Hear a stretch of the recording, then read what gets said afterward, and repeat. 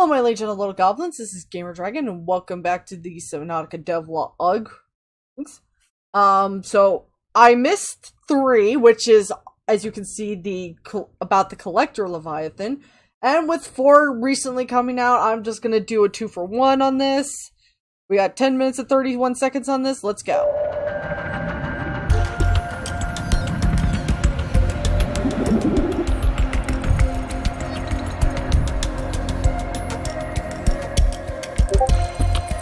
What in the Cthulhu-looking shit? I'm Corey Strader. I was art director on Subnautica 1 and Below Zero, and on Subnautica 2 I'm the visual development lead. We know fans have been looking forward to learning more about the creatures in Subnautica 2. So in this dev video, we want to take you through the process of how we create a creature from the very beginning all the way through the various stages of development. But I know what we're going to show you how we created the Collector Leviathan, starting at the beginning with the concept art. The visual design for this Leviathan started with multiple rounds of quick, low-detail thumbnail sketches. Here we're focused on exploring a wide range of shapes and silhouettes. It was important to find a look that both aligned with the design brief and was distinct from the Leviathans in our previous Subnautica games. Out of all these designs, this Cthulhu-inspired beast resonated with the team. There's 4 tentacles to grab, crush, swat, and terrify players. The next pass, though still rough, reworked the head and body and added some color and patterning. We wanted to move it further from the giant squid look and add an element of surprise to the design, so we explored having the body split open to reveal a glowing internal structure. Whoa. Further refinements and iterations on various elements followed. Explorations of different looks for the internal structure, mouth anatomy, head patterning, and deadly tentacle tips. Eventually, we ended up with this final concept of the Leviathan and all of its nightmarish glory. As a final note, the concepting doesn't always stop once a creature has entered production. At multiple points after the first pass on the model had been done, and we'd had a chance to see it in game, we did paint-overs to improve the head patterns and rework the mouth design. Hope you enjoyed this look at how we concepted the Collector Leviathan. I love it. This might be my favorite aggressive Leviathan yet. Hi, my name is Marcelo, and I'm the lead character artist on Subnautica 2. Hi, what up? And today, I'm gonna give you guys a quick glance behind the curtain on the process of modeling the Collector Leviathan. As with pretty much all creatures that we make, it starts out as a single sphere, that I then start modeling its shape. This process is very similar to traditional clay sculpting. At this point, I'm focusing on getting the main forms and proportions of the creature down, so that I have everything where I need it without worrying about detail. This is by far the most important part of the whole process, where I establish a strong base that I can build upon. After that's done, I start building the model structure, and this is where I can have some fun making it look and feel believable. As this guy is very large, it takes a lot of detail to make sure that it holds up in quality up close. And that means many hours of drawing little wrinkles and pores, so that in the end it looks just right. Man, I could And after many hours of work, here's the final sculpt. After you get the sculpt done, we go through a lot of technical processes and iteration that I won't bore you with, until we get to the final result in an engine that we can play with and that you can see now. Thank you for watching, and I can't wait for you guys to see this in game.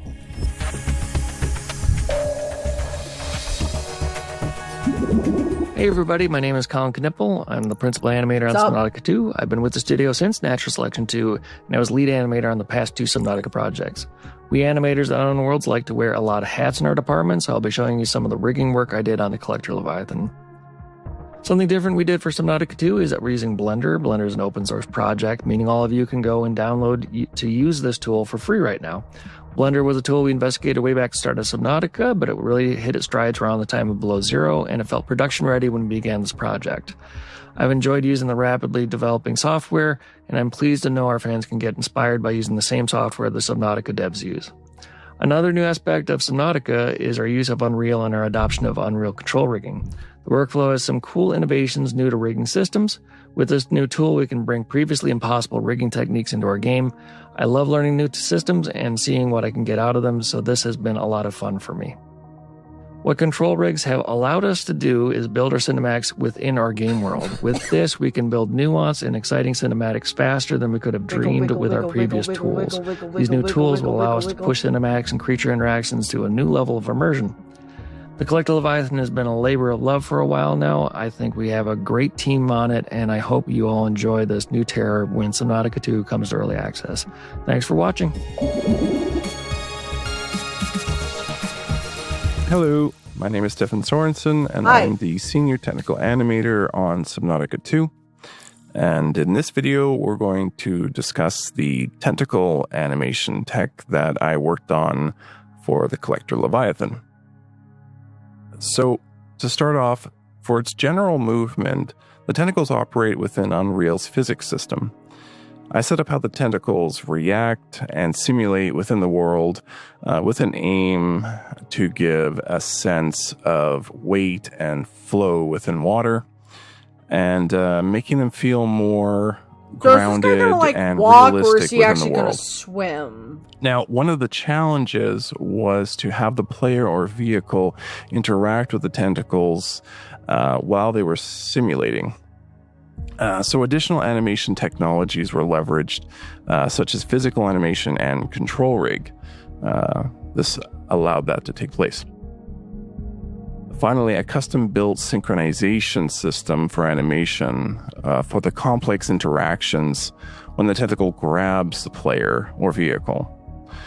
When all the systems are working together, this provides a fairly cool visual experience for the Collector Leviathan when it grabs the player. Hi everyone, I'm Lewis, designer on Subnautica 2, currently focusing my work on Leviathans in the game. Here I will walk you through some of the process for developing one of our main Leviathans, the Collector. The first step is a design document where ideas are outlined for achieving the desired challenge level and emotional tone. Here, I detailed the sequence for when the Collector has grabbed the player and is about to swallow them whole, using storyboards and references to complement the detailed brief. Alright, so let's see. The Leviathan grabs the player. The wrapped tentacle can be seen at the bottom of the screen. The player is forced to look in its direction. As the Leviathan begins dragging the player towards it, its mouth starts to open up. Last 4 to 5 seconds. 1 second pause once the player is really close. The mouth is not fully open yet. Mouth suddenly opens fully, covering the entire flame. The creature roars, spewing slime, accompanied by scream shakes, shockwave effect. Lasts 1 to 2 seconds. 5. Player starts inside the mouth as it starts contracting. Mouth fully collapses. Because of my past experience as an animator, I was also able to jump in and help out with some of the animations on the creatures as well, including this one. This sequence was done directly in Unreal, using its native animation tools. Ooh, look at that mouth! And deciding on the overall beats, I can start refining my animation curves, which track the position, rotation, and scale of every part of the rig. Oh my god. After days of fine-tuning, incorporating feedback, and the occasional raging of my screen, I handed off the finished file to be incorporated into the game. Of course, animation is only part of it. Visual effects, sound effects, simulations, these are all layered by other team members to enhance the moment. On the implementation side, we used lots of built-in Unreal tools such as the behavior tree. However, our engineers also provide custom-made tools based on design needs, providing extensive control over every element of the behavior.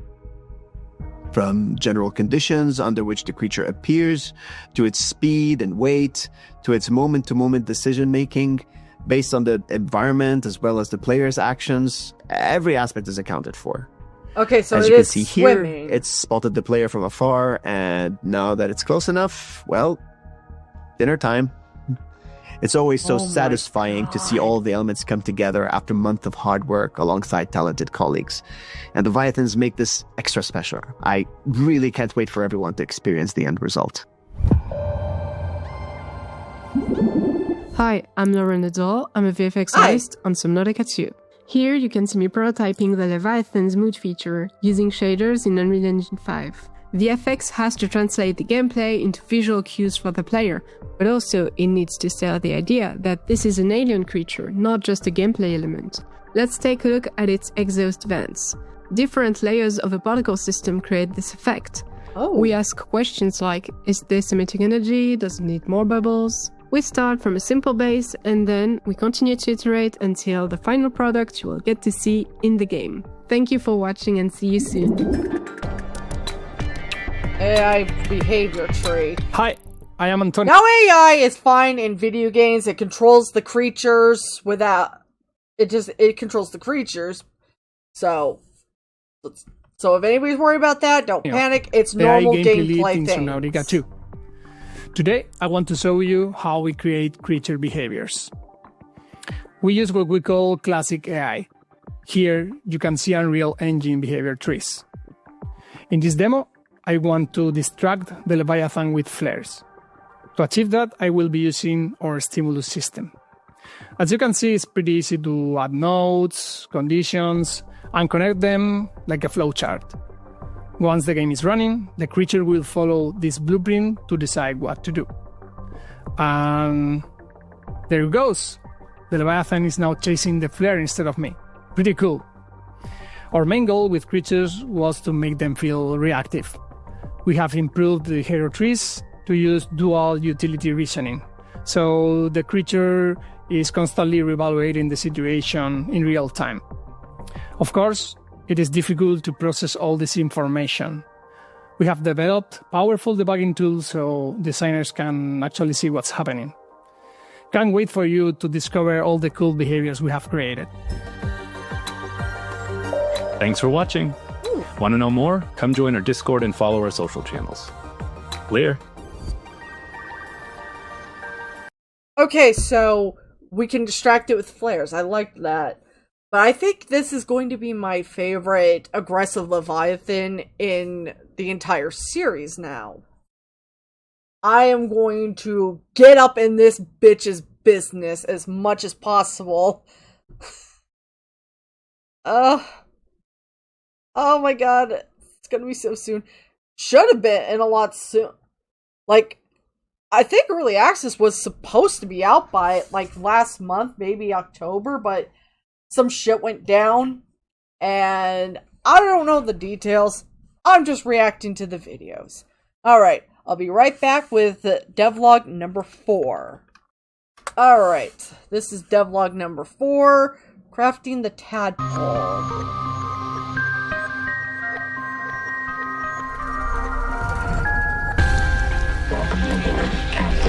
I'm sorry? Did you mean manta ray? I'm Corey Strader, and I am the visual development lead. My name is Per Perez, and I'm a gameplay designer with a specialization in 3C. Hi, my name is Andy. I'm a gameplay programmer. I'm Ben Henry, and I'm a 3D artist. I'm Anthony Gaios. I'm the design lead on Subnautica 2. Nice to meet all of you. The Tadpole is a player-controllable vehicle. Once we had that name, we were able to kind of drill down and try to capture the essence of that in the final design. We wanted to figure out what we liked the most about the Seamoth. Well, what's with the stingray? We didn't want to just deliver the Seamoth again. It's such a beloved vehicle from the original game. Oh they my wanted god. a small vehicle. I love the Seamoth. I'm sorry. The sea truck, it sucks. Seamoth 110%. That would be their personal transport, their sort of first safety out of the water. But we wanted to make sure that it wasn't so big that it would compete with the larger vehicles that we made. I think we were pretty successful. No, go back a vehicles moment. that we made. I think we were pretty successful with finding something Of the water, but we wanted to make. What are you? What are you? Water, but we wanted to make sure that it wasn't Some so sort big of that suction it creature? Would... Okay, so what is that? What are those? Are those like those jelly stinger drooping plants from the first game? Fucking hated those things so much. Such a bitch to swim around. compete with the larger vehicles that we made. I think we were pretty successful with finding something that feels fresh for Subnautica 2. Okay, but what's with the wings? You turn it from a Inevitably, with tadpole most to a concepts, stingray. you do have to end up changing quite a bit. We pursued a lot of different versions before we ended up settling on something that had that sort of glass-forward cockpit with a huge amount of glass forward in front of the player that it actually added a bit more vulnerability feeling. What's key there is maintaining really clean UV. What the fuck? Excuse me a second. I don't mean to interrupt, but what? Are these our new peepers? Oh yeah, they are actually. UVs and textures, the oxygen ports that you'll see on the side of the tadpole. Invented some shapes and tried to make it feel right and played around with the animations of it. Just love the overall aesthetic of it. It's cute, it's kind of toy-like, a zippy, fun little vehicle. I mean, the wings are cool, but that would just no longer make it a swimming tadpole. around and feeling really vulnerable to moving suddenly much faster and feeling like that first sense of ownership over a vehicle. The first time you get into a Seamoth and it tells you, like, welcome, you get into a Seamoth and it tells you, like, a sense of ownership. Those look familiar. Kind of reminds me of the flowers that the hot flowers from Below Zero. What have we got here? Man, how finished is this game gonna be when it hits early access? Ship over a vehicle. The first time you get into a Seamoth and it tells you, like, welcome aboard, Captain, in that sort of like high-pitched voice, feeling that sense that this is my ship. And I mean, with these wings, it doesn't feel like a tadpole anymore, though. It's more like a manta ray or a stingray, a ray in general. so I think we kind of want to maintain that with the Tadpole as well. I worked on the movement code, upgrade logic. We used a custom movement controller to get the feeling right, to make it actually be feeling like an underwater submersible. What I wanted to do was bring to life sort of the legacy of the Seamoth into a more modern graphics age. What we did uniquely is that I just want to take a look at the, that? What is that? Looks like some sort of Lego set. Does that bear a door? That looks like a 3D printer, I think. we use Nanite in Unreal Engine 5, and so we have a lot more polygons to play with. I wanted to give the player the most customization to really make it their own. We had this idea of modularity very early on, that the Tadpole could sort of evolve into other forms. Its modularity is going to be a really cool feature. What's really exciting about that is it opens up the box for us to do a whole lot more of explorations and perhaps larger upgrades. We've shown the wings, and that's like one of several chassis that we're working on. The chassis and the modularity will help it so that the player doesn't have to go into one vehicle and switch to another one for specific use cases in the world, and they can immediately detach the chassis and detach another one, not really have to leave the cockpit of the Tadpole. Oh, that's helpful. Fans from the old Subnautica will like that the base Tadpole feels very familiar to the Seamoth. Players will be most excited to not only have the experience of the Seamoth, but also to bring their friends along for the ride. And I think this is going to create a lot of new gameplay and a lot of new moments. So we could just grab on and...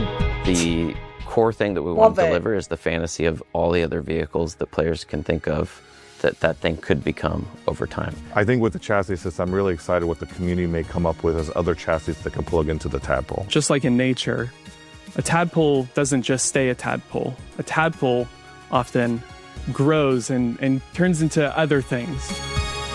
Yeah, usually frogs.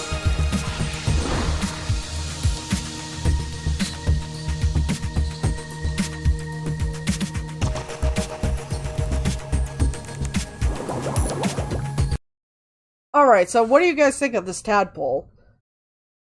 I want opinions. I need opinions. Man, I cannot wait for this game to finally hit an early access. Ugh, Epic Games. Gross. Anyway, so yeah, that's devlogs 3 and 4.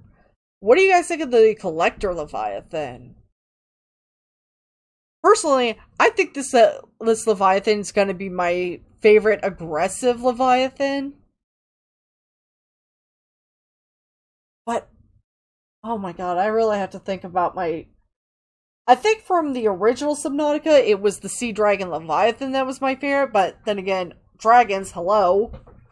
In the second game, it's definitely got to be the Frozen Leviathan. Even though it doesn't do...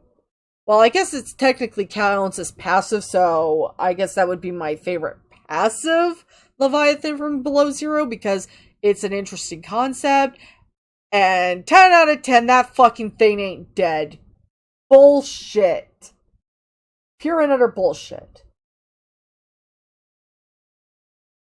But if that thing was not frozen, definitely my favorite aggressive Leviathan.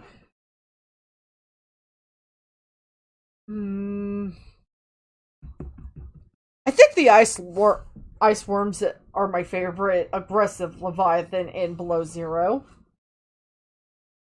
As for my favorite vehicle, it's always gonna be the fucking sea moth. The prawn suit's all fine and dandy, and it gets you to the end of the game, each respective game. As does the sea truck, I guess, but the sea moth, you know, it's like, first and foremost, always the favorite. So, anyway, that was the devlogs. If you enjoyed watching these videos with me, like, comment, subscribe, hit that bell notification icon, and share this video with someone who might enjoy this series. I'm Gamer Dragon, and I'll see you guys tomorrow. With, hopefully, fingers crossed, the very last video for Soma. And quite possibly the last video of the year. Because I'm definitely gonna go on a winter break. And we'll probably see you in the first full week of January. And I'll see you guys later. Unless Subnautica Early Access comes out